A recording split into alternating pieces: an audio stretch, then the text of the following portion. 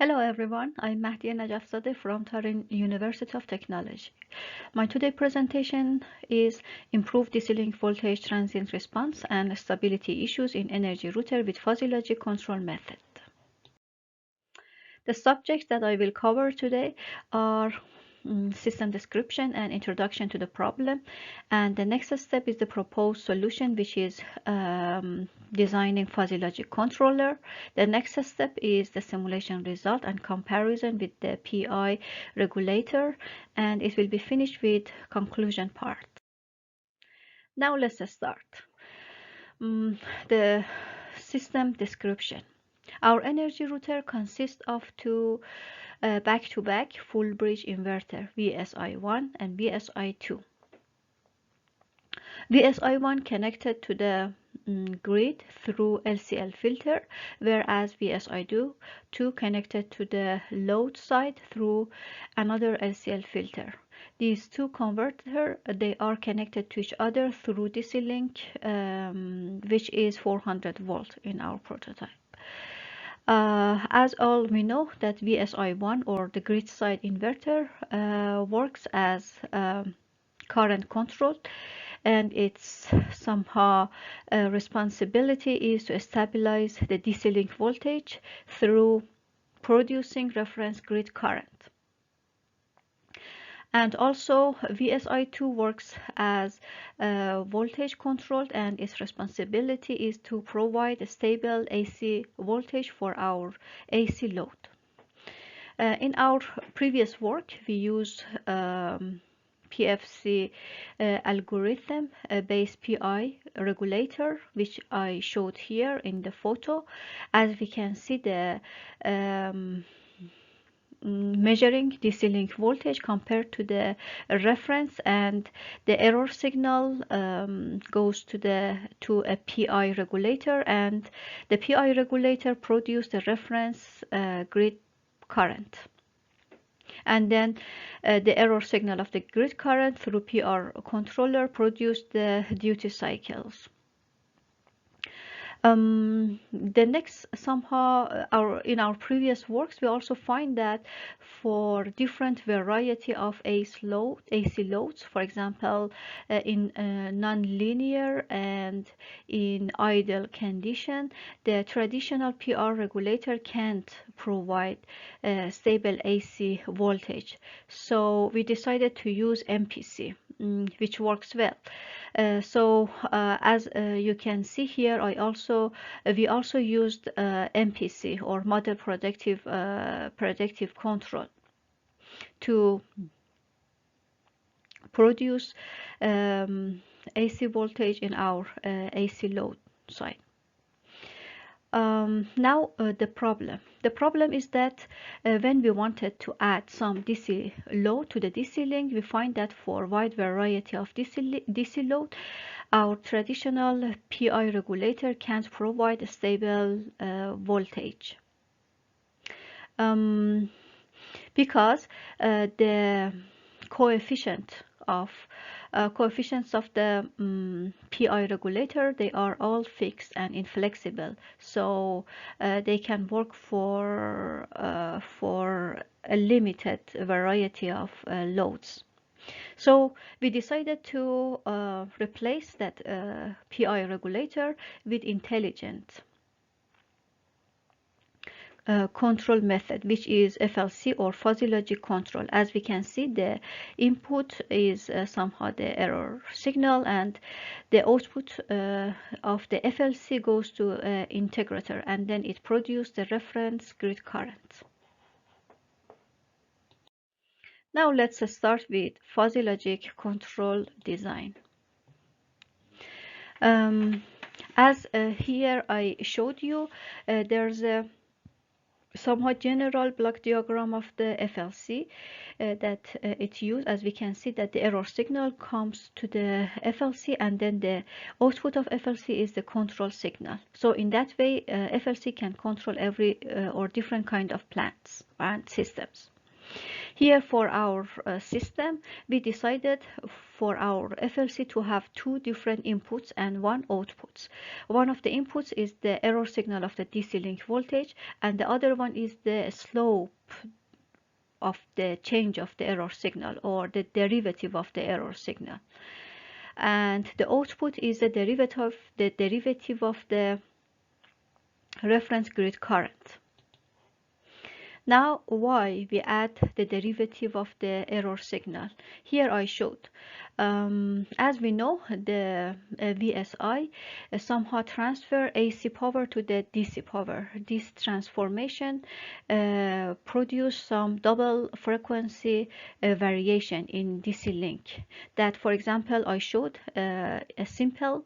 It is for DC link error. As we can see, sinusoidal. And the frequency of it is the double of the line frequency. As I showed here, for example, for I wanna now explain about point 1 and point 2, that they have similar error signal. However, the slope are different. For example, one, the slope is positive, and in point 2 the slope is negative. We can see that in point 1, if for example we would be in point 1, then the positive of the slope shows that the error signal gonna get bigger. So in that condition, we should decrease the grid current in order to limit our DC link error. And I should say that our target is the limit the DC link error around the 0. So in the position 2, we see that we don't need to somehow change the grid, the reference grid current, because it already goes to be decreased. And also the same condition is for point 3 and point 4. And FLC, I can also say that it has different kind of a step. The first one is the determination of the inputs and outputs, and knowing the system or our plant. So based on that, we can use fuzzification our inputs, and then we should based on our knowledge base, we can produce some table rules that how we wanna somehow control our output, or what is our favorite output, and then the defuzzification. So now, and also I should say that based on our load, for example, if we have a high DC load, then the DC link voltage decreased a lot or sharply. In that condition, we should increase a lot our grid current. And when we have low load, but we don't need to increase a lot or sharply our grid reference current, so we need to somehow make some difference between low load and high load. So in that regard, I use two different table rules which produce our favorite control output based on the amount of load, low load or high load. For our inputs and outputs, I decided or defined 7 different membership functions: NH, NM, NS, Z, PS, PM, and PH. If I wanna explain it, NH is negative high, negative medium, negative small, 0, positive small, positive medium, and positive high. For example, here I showed the membership function or intervals for the input 1, which is the error signal. For our DC link, which is 400 volt, I defined minus or plus 4 volt as 0 zone. And in extreme condition, a positive and negative 40 volt as a positive high and negative high. And based on that, I defined other intervals as well. And this is our somehow table rules, or how we wanna how or what is our favorite somehow our favorite output based on the different condition. For example, I can say that for error signal negative medium, we can see that for low load uh, and for the derivative amount of zero, the our favorite output is 0. However, if I want to compare it high load, we can see that it's not 0 anymore and it's positive small. So there is some difference based on the amount of load that we will have. So this is our result. As we can see, this is for PI result for low load, which was 4 watt, and this is the FLC result. As we can see, both in both conditions, the DC link is stable at 400 volt, and the grid current is sinusoidal. However, measuring the THD of the grid current in both conditions shows that FLC can enhance the THD, so it has better functionality regarding the THD of the grid current.